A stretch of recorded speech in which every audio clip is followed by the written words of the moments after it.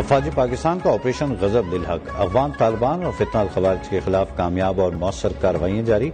خیبر sector سے ملحقہ افغان طالبان کی فوجی پوسٹوں کو نشانہ بنایا گیا۔ اینٹی ٹیک گائیڈڈ میزائل کے ذریعے پوسٹیں مکمل طور پر تباہ۔ افغان طالبان کو بھاری جانی و مالی نقصان۔ سیکورٹی ذرائع کا کہنا ہے کہ آپریشن غضب للحق اہداف کے حصول تک جاری رہے گا۔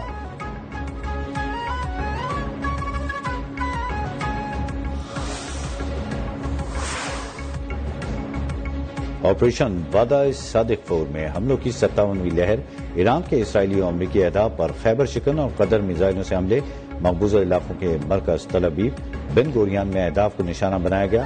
اسرائیل aerospace industries aero refuelling support centres شامل ہیں۔ Hypersonic missile Fattah, Emad اور قدر کے ساتھ ڈرونز کا بھی استعمال۔ اسرائیلی میڈیا کے مطابق ایرانی حملے میں اسرائیل کے مرکز میں گاڑیاں تباہ ہوئیں۔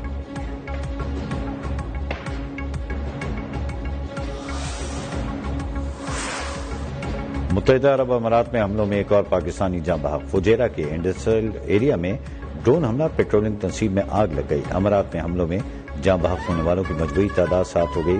حکام کا کہنا ہے کہ فضائی دفاعی نظام میزائل خطرے سے نمٹ رہے ہیں۔ شہری محفوظ مقامات پر رہیں، حکومتی ہدایت پر عمل کریں۔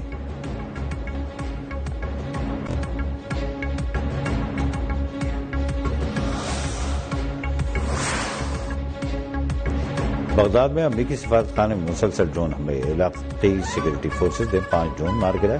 قطر میں بھی امریکی تنصیبات پر میزائل اور ڈرون حملہ، ملبہ گرنے سے انڈسٹریل زون میں آگ بھڑک اٹھی۔ ابوظہبی کی شاہ گیس فیلڈ میں ڈرون حملے سے آتش زد گئی۔ دبئی ایئرپورٹ پر غیر ملکی پروازوں کی لینڈنگ معطل۔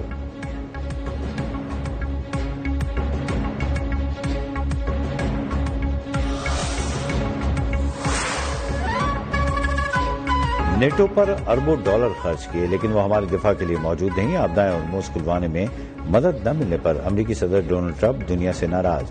اوول آفس میں میڈیا سے گفتگو میں کہا، امریکہ نے ایرانی رجیم کا خاتمہ کر دیا۔ آبدائے ہرمز سے بارودی سرنگیں بچھانے والی کشتیاں ڈبو دی ہیں۔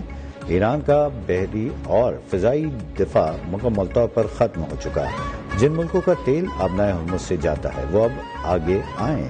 میرے خیال میں ایران کے نئے سپریم لیڈر بھی زندہ نہیں، ابھی کچھ نہیں بتا سکتا، لیکن جنگ جلد ختم ہو جائے گی۔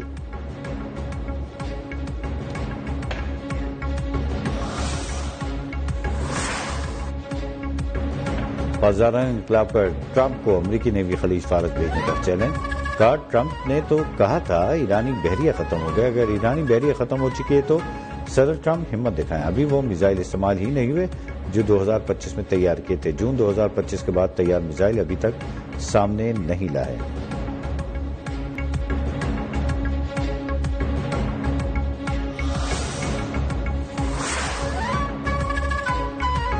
جس ملک سے خارق پر حملہ ہوگا اس کی آئل تنصیبات پر جوابی حملہ کریں گے۔ ایرانی افواج کے ترجمان نے واضح کیا، کہا ایرانی فوج جب بھی کسی معاملے پر وارننگ دیتی ہے تو اس پر عمل بھی کرتی ہے۔ انہوں نے پڑوسی ملک کو پیغام دیا کہ جو بھی ملک امریکہ کی جانب سے خارق جزیرے پر حملے کے لیے اپنی سرزمین استعمال ہونے دے گا اسے معلوم ہونا چاہیے کہ ایران کے رد عمل میں اس کی توانائی کے مراکز تباہ ہو سکتے ہیں۔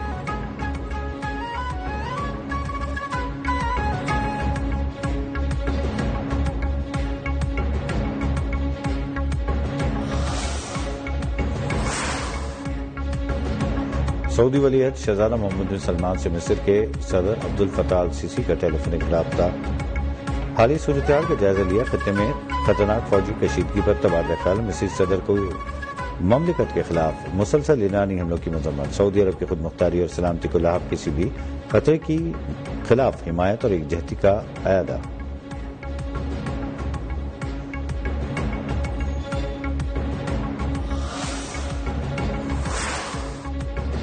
ایران جنگ کے عالمی معیشت پر اثرات، ہو شبہ مہنگائی کا خطرہ بڑھ گیا۔ امریکہ اور اسرائیل کے حملوں اور ایران کے خلیجی خطے میں جوابی اقدامات کے بعد عالمی معیشت ہلکا رہ گئی۔ تیل اور گیس کی قیمتوں میں غیر معمولی اضافہ، ماہرین کے عالمی سطح پر کاروباری گراف مسلسل نیچے آنے کے خدشات۔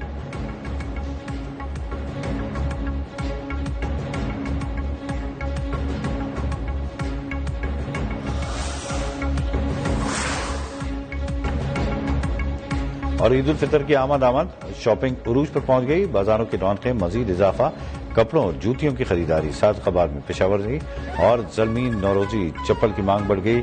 ورلڈ لاک اور پیکو کی دکانوں پر بھی رش۔